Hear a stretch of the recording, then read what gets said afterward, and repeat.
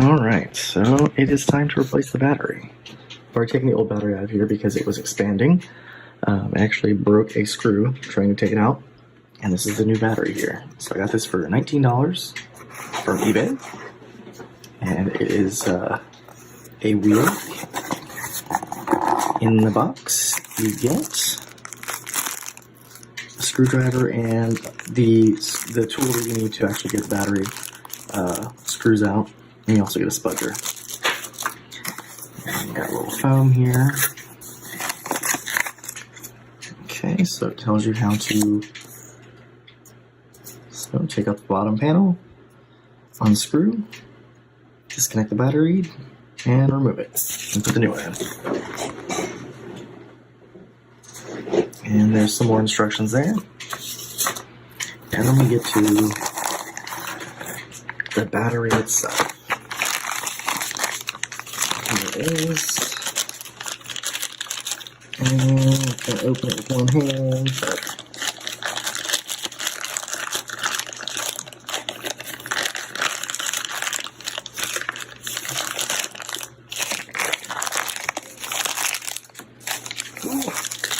Try to open it.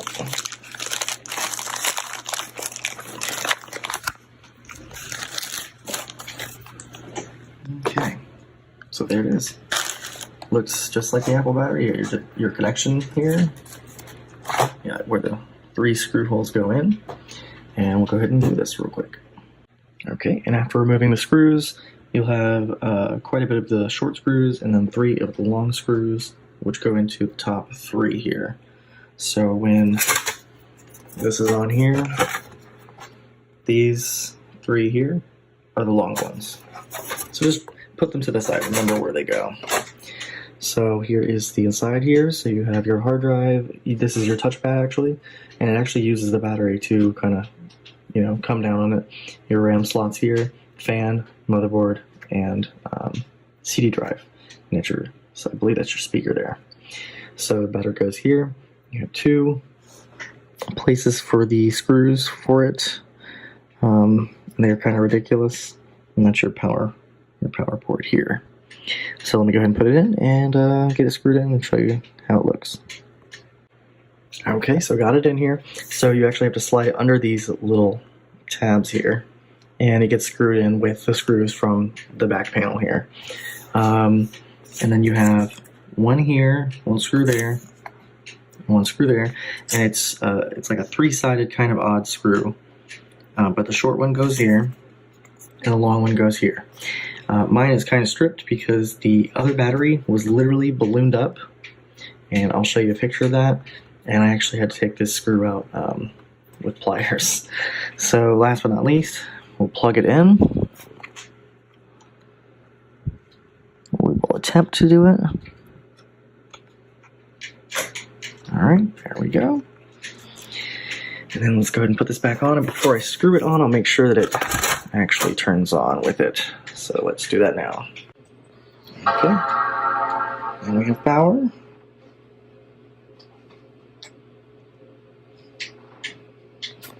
So let's see how much power it actually has with it out of the box. Probably not much, but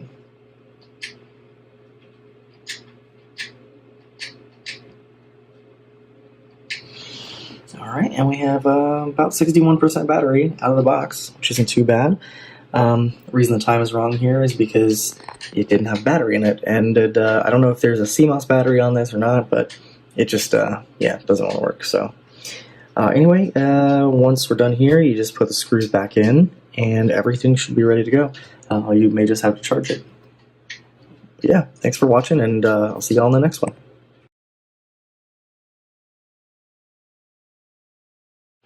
And when we go to the system report, we can see the battery information here. So you can see the serial number of it, the manufacturer, which was Aaweal, I'm not sure how to say that. And then we see our cycle count is now 1. Battery installed, yes, amperage, voltage, all that good stuff. So before, when you would click up here, it would say that the battery needs to be replaced right now.